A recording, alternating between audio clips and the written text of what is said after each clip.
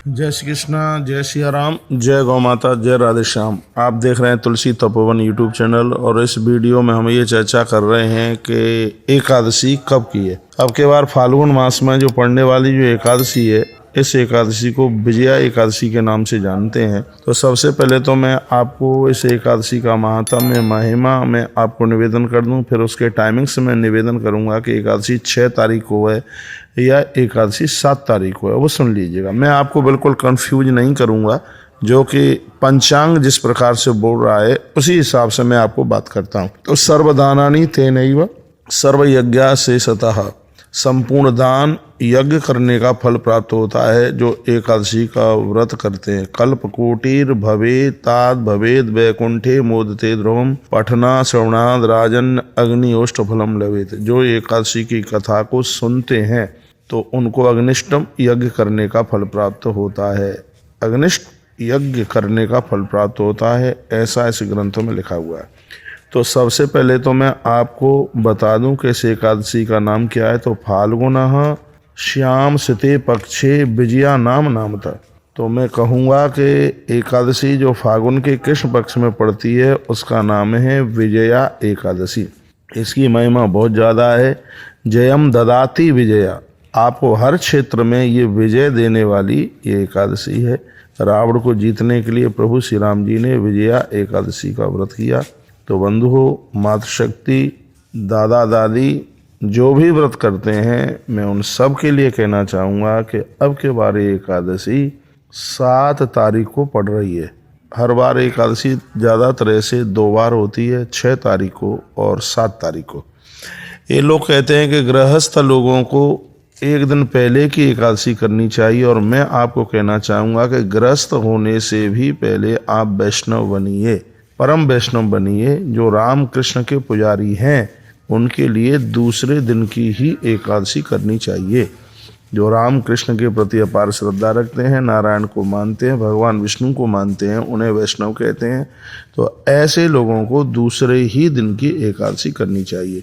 यदि आप 6 तारीख को एकादशी करते हैं तो उदिता में तो है 6:30 बजे एकादशी लग रही है उदिता में, और सूर्य उदित 6:41 पर हो रहा है। सूर्य उदित हो रहा है 6:41 पर, तो उस हिसाब से उदिता में तो है, लेकिन ब्रह्म मुहूर्त में दशमी है और दशमी को निषेध करने की बात कही गई है। तो इसलिए मैं आपको कहना चाहूँगा कि 7 तारीख को ब्रह्म मुहूर्त में एकादशी है। 3 बजे से लेके 4:30 बजे तक यदि एकादशी आ जाती है, सूर्य उदित में भले ही ना हो, लेकिन ब्रह्म मुहूर्त में 3 बजे से लेके 4:30 बजे तक यदि एकादशी आ जाती है तो हरि वैष्णव जनों को एकादशी दूसरे ही दिन की करनी चाहिए, क्योंकि उसमें फिर द्वादशी आ जाती है, और जब एकादशी में द्वादशी का मिश्रण होता है तो उस एकादशी की अनंत गुणा महिमा जाकर के बढ़ जाती है।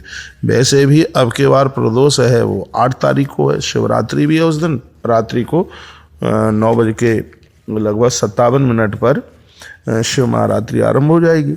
इसलिए प्रदोष है, संध्या काल में प्रदोष है, दोपहर में ही प्रदोष की तिथि आरंभ हो जाएगी। इसलिए उस हिसाब से यह एकादशी का व्रत है वो 7 तारीख को ही कीजिएगा। हम आपको कंफ्यूज नहीं करेंगे बिल्कुल भी।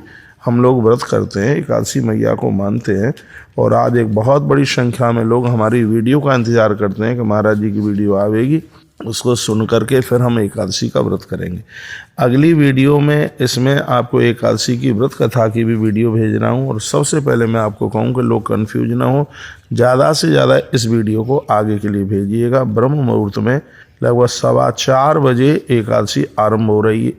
4:15 बजे तक एकादशी 7 तारीख को है भोर में, और 3 से 4:30 तक एकादशी रहती है। तो एकादशी मान्यता एकादशी को मिली है। मेरे सामने पद्म पुराण का उत्तराखंड रखा हुआ है और मैं ये सब प्रमाणित बात आपको कर रहा हूँ। और इसलिए इस 11 में द्वादशी है। और देखिए, ब्रह्म मुहूर्त की बड़ी महिमा है। आप स्नान ब्रह्म मुहूर्त में आप करते हैं और उस समय एकादशी है, तो कितनी बड़ी महिमा है उसकी। और फिर दिन भर में द्वादशी है, तो इसलिए इस एकादशी की महिमा बहुत ज़्यादा है अपने आप में। इसलिए हरि वैष्णव जन जो व्रत है आप 7 तारीख को ही कीजिए। पंचांग में भी, पत्रा में भी जो काशी का पंचांग है उसमें भी 2 दिन की एकादशी लिखी हुई है। उसमें 6 तारीख की भी एकादशी लिखी है और 7 तारीख की भी एकादशी लिखी है। और जब 2 दिन में एकादशी पड़ती है तो हरि वैष्णव जनों को दूसरे दिन की ही एकादशी करनी चाहिए, ऐसा ही विधान है। बहुत बहुत धन्यवाद है आपका वीडियो पूरा सुनने के लिए। एक बार मैं फिर आपको कहूँगा, जयम ददात विजयाम नृपाणाम वै न संशय। कथा भगवान को सुनाई गई है और कहा गया है कि जयम ददात विजया, यह एकादशी आपको हर क्षेत्र में विजय प्रदान कर देती है, विजय दे देती है। इसलिए विजया एकादशी जो कि फागुन के कृष्ण पक्ष में ये 11 पड़ रही है, हर प्रकार से जीव का कल्याण करने वाली है। इसलिए आप विजया एकादशी का व्रत आप जरूर करें। जो नई एकादशी आरंभ कर रहे हैं वह भी व्रत को आरंभ कर सकते हैं। इससे पहले आपने जया एकादशी की कथा सुनी थी, जिसमें कहा गया था दत्ता निकारता शैव जया यास्तु व्रतम कृतम।